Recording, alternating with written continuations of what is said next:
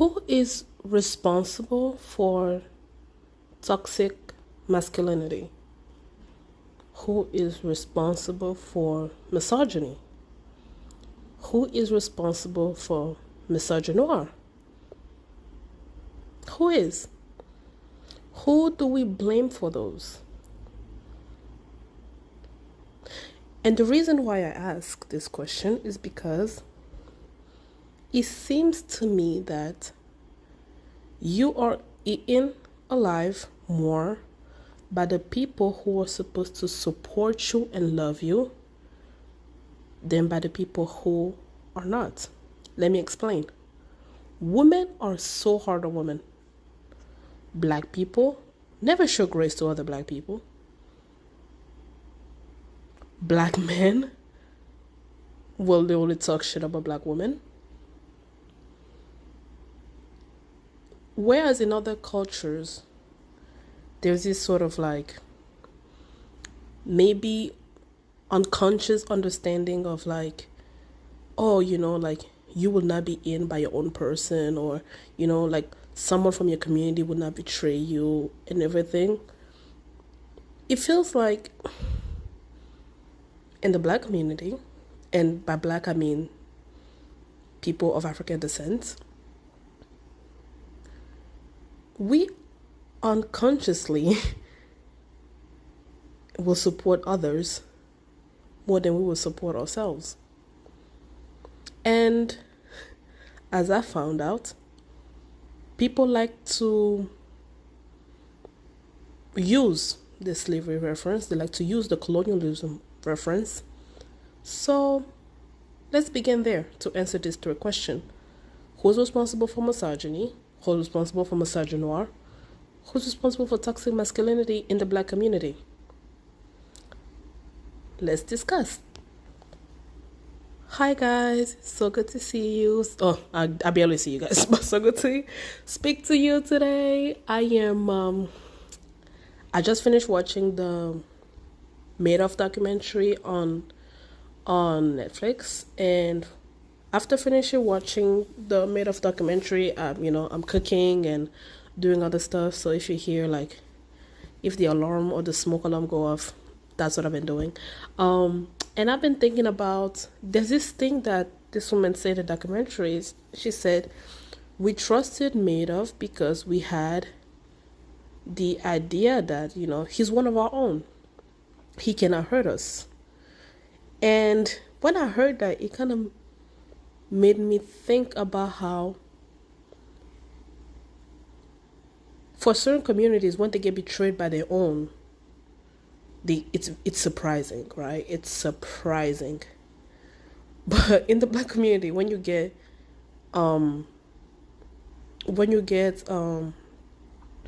eaten by your own, it's sort of expected. It's expected.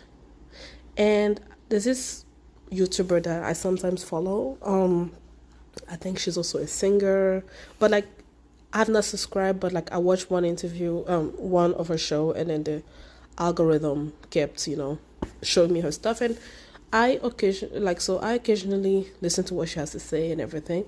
And today's December 26th, so she uploaded this episode about like talking about different stuff and talking about like the Diddy incident and how black women are more hard on the woman who is accusing Diddy of rape when she was 17 years old, and she's discussing the reaction from black women. And it just made me think about my own life, the society in which we live in, and I just putting two and two together, putting how in this documentary I saw people from the Jewish community be surprised by how Madoff betrayed them and it was out of nowhere, and thinking about how and looking at how in the black community we would eat our own, not just in the black community, but like women will be harsher on women. So it's not just like let's say in the minority community, let's not talk about the black community, let's talk about in the minority community. In a minority community, we will eat each other up, and it is sort of expected. in our different sub communities to do that to one another. And let's use colonialism and slavery as the origin story, right? Because in this season, the big theme, the big problematique, if you will, is identity, right? And in prior episodes, you have heard me talk about how in order for colonialism to work, or in order for any type of mass autocracy to work, they used identity. Identity was used to separate and divide, right? Divide and conquer. Because even the Bible says it, a house divided against itself cannot stand. So in order for it to work, you had to attack identity. So in the slavery sense, you had, if you capture your enemies, they will be enslaved. So there was there were instances where there were fights between brothers about who's going to be enslaved and who's not going to be enslaved and all that. In a colonial setting, like if you were closer to the colonist or the colonizer, then you would get favors. You won't get your hand chopped off. So we turned on each other easily. It became innate in our history, right? Although it's funny because when I think of Africans, although I think of Africa as being very community based, I also don't think they're very, in certain instances, the community is not as strong. The community bond is not as strong. And in the Congolese community, we are known for not liking each other. As proud as we are to be for example, I am proud to be Congolese. I will tell you to your face, I'm Congolese and everything. But do I live the Congolese lifestyle? Do I have Congolese friends? Do I count myself in the Congolese community? No, I don't. Because I have been eaten alive by the Congolese community.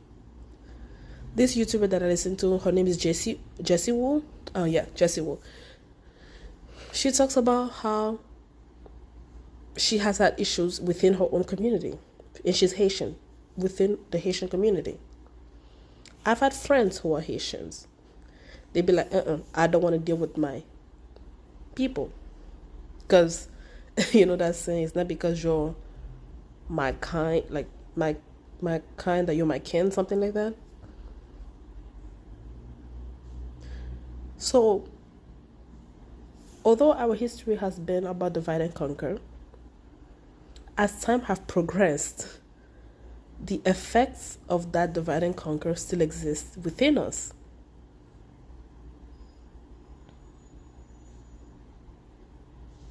It still exists within how we treat one another, in how we view our identities, or how we interact with people with similar identity as us. And in a weird way, it feels like it is particular, it has become innate in any minority communities.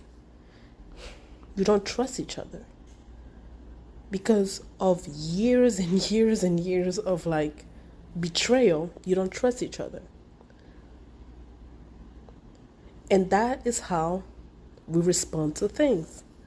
When you hear a 17-year-old girl was raped by a 34-year-old, allegedly raped by a 34-year-old man, how come as a woman, your first thought is to defend the 34-year-old man? Like how? How does that happen? Why does that happen? Because sometimes you think that, because, you're a woman, you share my, some similarities to our objective identity, that you will understand. You were 17 once, right? At 17, when you were dressing up, did you feel like the way you were dressing up was to make a 34-year-old take advantage of you? Because if that's how you felt, then maybe that will explain why your first response will be to defend a 34-year-old man. I'm going to share with you something. So when I was 16 years old, like 15 and a half, 16, something happened to me where I was almost a victim of sexual assault. And the reason why I say almost is because it never happened. But for it not to happen, I've gone through beatings. The perpetrator beat the living crap out of me. My face was disfigured and everything. Like, it was horrible. So when I came home and I had conversations with people close to me, I was advised to not talk about it, to not press charges and everything, because I would be the one shamed.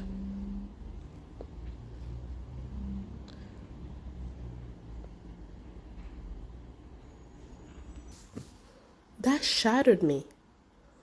It shattered me to hear that. And automatically I remember of a book that I read by this Afghan writer. He is the author of Kite Runner. And I believe it was his book, either The Mountain, When the Mountain Echo, or A Thousand Splendid Sun. And the main character's mother told her, said, a man accusing finger or points at a woman. A man accusing finger always points at a woman. That's when things happen, you're like, what were you wearing? What did you do? What did you do to entice him to do that to you? Because people cannot just be shitty, right? In order to have a reaction, there has to be an action. That's what science says, right? A reaction is preceded by an action. So what did you do to get that reaction? And it was maddening to hear that, because here I am, I'm 16. I am having nightmares. I can go to bed. My face hurts. My body hurts. Yes, I wasn't sexually assaulted, but I was beaten. I was hurt. I was looking over my shoulder. I was jumpy all the time.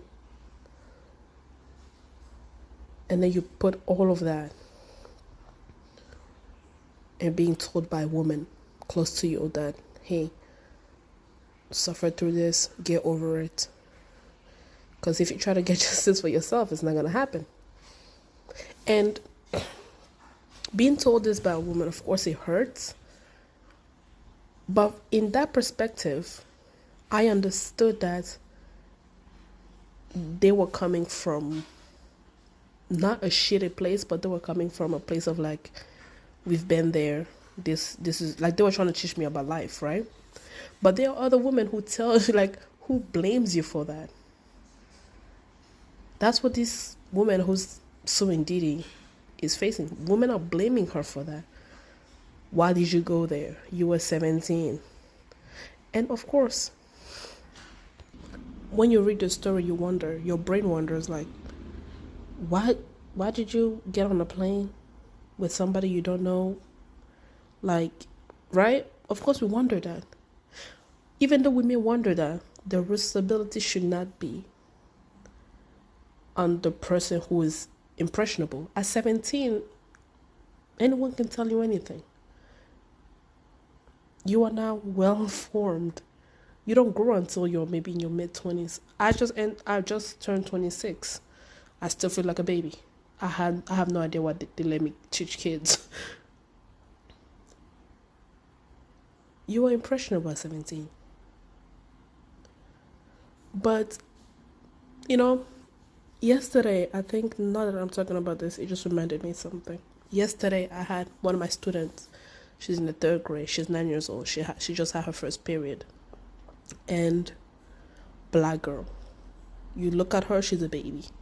She acts like a baby. She's so demanding of love, and you can tell that she's not coming from family or an environment where she's receiving proper love, And as soon as I heard that she was having her period, knowing what environment that she's coming from, I asked for permission to teach her about good touching and bad touching. And she was asking me questions like, how do I know it's bad touching? How do I know if I'm uncomfortable? How do I and now that I'm thinking about it, it was like I was doing to her what I was teaching her what women taught me about how you have to be responsible for when somebody hurts you. How you have to hold yourself responsible for having somebody hurt you. And of course, I am not gonna blame her if something happens to her. I don't think that's what was being said to me. I wasn't blaming her, but when women say that to little girls, I feel like they are telling little girls like, hey, life is shitty. Sometimes, like some women, because there's two categories of women. There's women who tells you the truth to kind of prepare you for things, right? So I was being told that because a man accusing fingers always will point at you. You always be the one at fault, because that's how our society works. So I was teaching her, I'm like, hey, if you're uncomfortable, then it's bad touching. If you don't trust a person, then it's bad touching. No one should touch your private part. And I was teaching her which part of her body are her private parts and how to take care of her body. That is different, right? That is slightly different that we have to do, like, than women who will accuse you. As a woman who doesn't look like, who is not thinking about marriage or who's not thinking about being a mother currently, I am shamed constantly about not aspiring to be a mother right now. Do I want motherhood in my future? Yes. Do I want to be married in my future? Yes. Because for me, I think marriage is a thing of maturity. I don't think you should, like, I know this person should just get engaged and I can tell, like, she's going to this, she's happy that she got picked. This bitch does not have the life skill to help her husband if something goes wrong. She's always focused like, oh, he picked me, he picked me, he picked me. Like, marriage is not about being picked. It's about finding somebody that you think you can work through life with. And it's not just a one-way thing. It's not just what he can do for you. Motherfucker, do you have the skill to take care of him? He gets to a car accident. Like, there's literally nothing in her brain, to be honest. And I just, you know what, never mind. But yeah, I get shamed by women. Oh, what do you mean you want to get another degree? You know that you're going to scare men off and everything. A man would not want that. And I'm like, you've heard me tell you guys, like, when I was a kid, when I was having my dreams of stuff that I wanted, it was my dream. It was my dream. My dream was to get myself out of the shit that I grew up in. And in that dream, I never saw somebody coming in a form of man to save me except for Jesus. I only saw Jesus as the only man to come save me. But besides that, I'm like, I will work hard. I will make this. I will do this. And it's like, I was having a conversation about, like, whether my finances is correct, I will buy a house. Oh, like, then a man will not add anything to your life. Like, he's going to feel off. And and now I'm having to like, not accomplish the goals that I've set for myself in order to please somebody that I haven't even met. That is on the woman thing. Black people, let's talk. Why? The people who call black women ugly or who devalue black women are black men.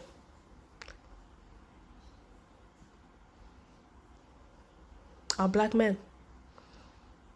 I've been on a date once. This guy was dark skinned and like I said, depending on who you ask, I'm fair skinned or I'm brown, whatever, and I don't care, to be honest. But this man was like, oh, I like black women, I like black women with a color. And he was surprised that I was offended by it, because he's like, Oh, you're supposed to be happy. Like, you are, like, the type of black women that are chosen. That was sort of like, that was what I understood from what he was saying. That I should be happy that he finds me acceptable in the black in the black pool, right?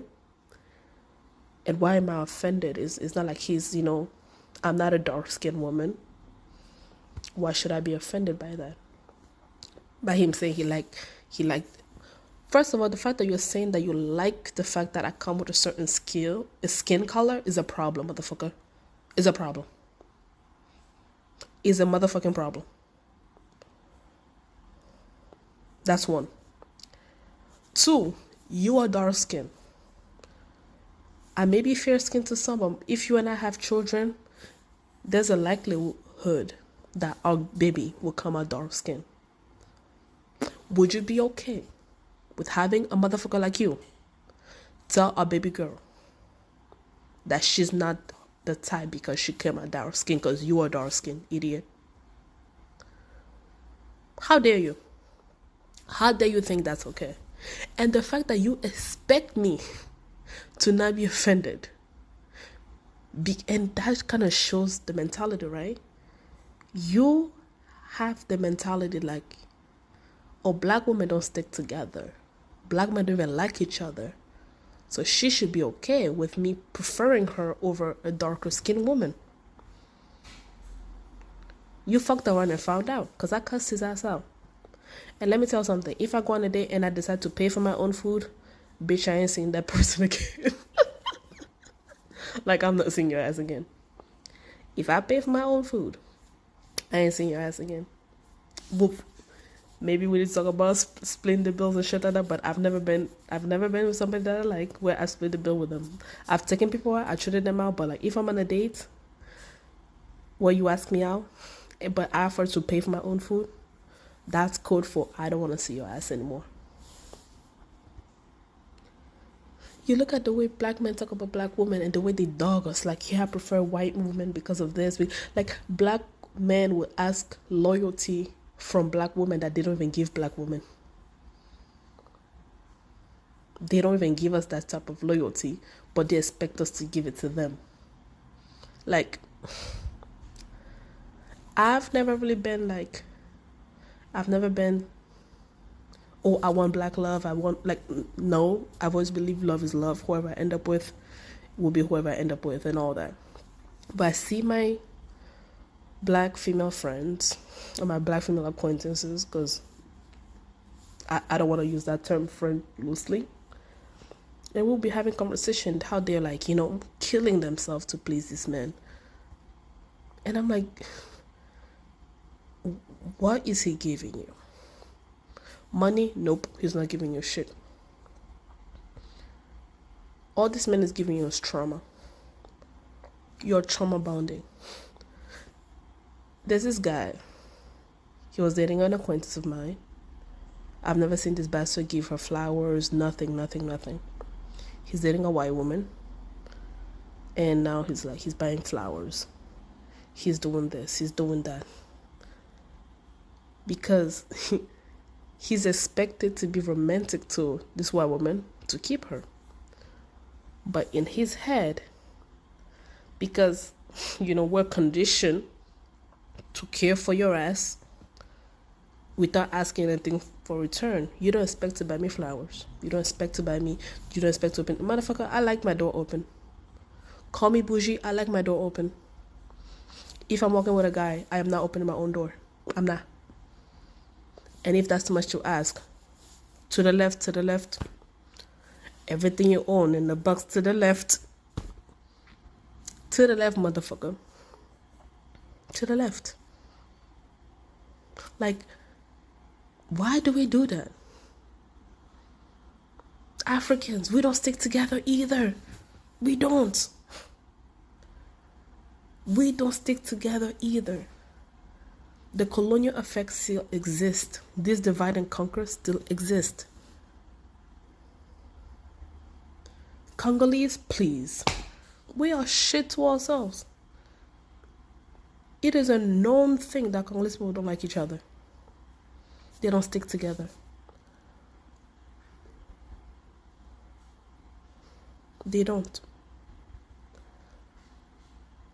And you'll be like, well, aren't you a hypocrite? Because you claim to be Congolese, you're part of your culture, but you don't hang out with Congolese people. I don't hang out with Congolese people because when I did, they fucked me over.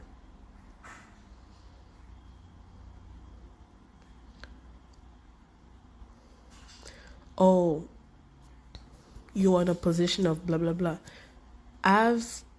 Let me give you a story. When I was in college, yes, I was among white circles.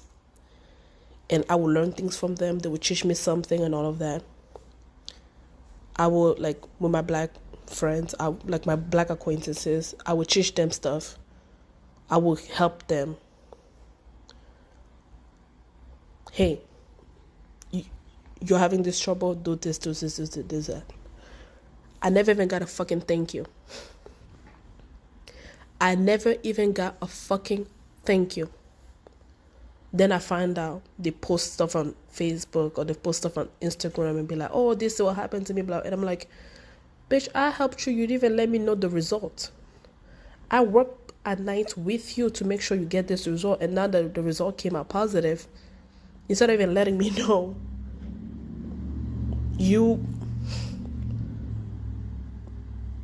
and this bitch went on to tell me, well, I knew you were going to read it in my status.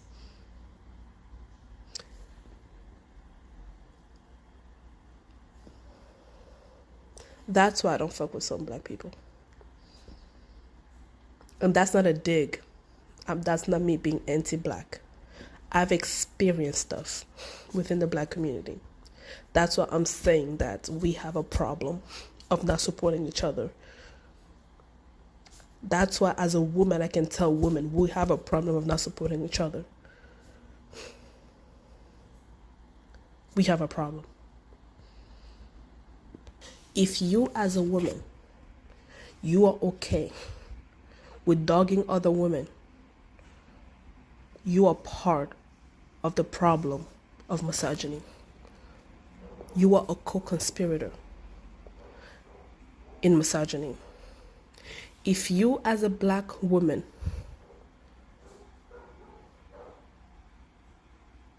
can belittle another black woman or make her feel ugly, unprovoked. It's not like you guys have like one-on-one beef, but you go and you talk like you are part of the problem. As a black man, when you are part of the problem. Misogynoire, you are part of the problem. Toxic masculinity is enforced by toxic women. It is enforced by toxic women.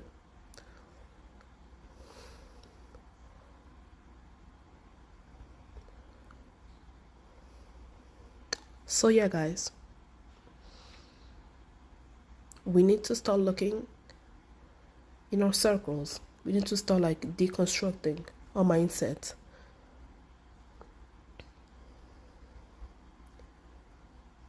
And truly be our brothers and sisters keeper.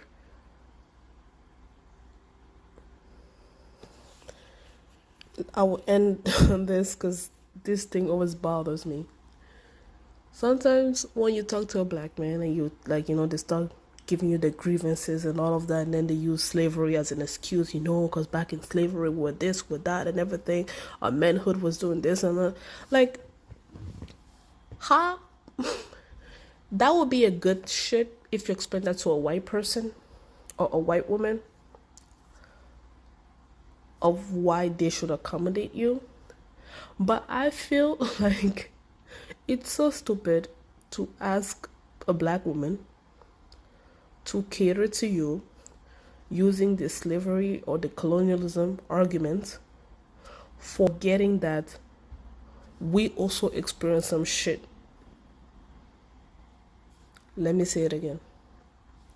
I find it stupid for a black man to use slavery and colonialism as an excuse as to why black women should pamper them, forgetting, without them pampering us, forgetting that we also experience similar shit. That's it, y'all. I'm out. See you next week. Bye bye.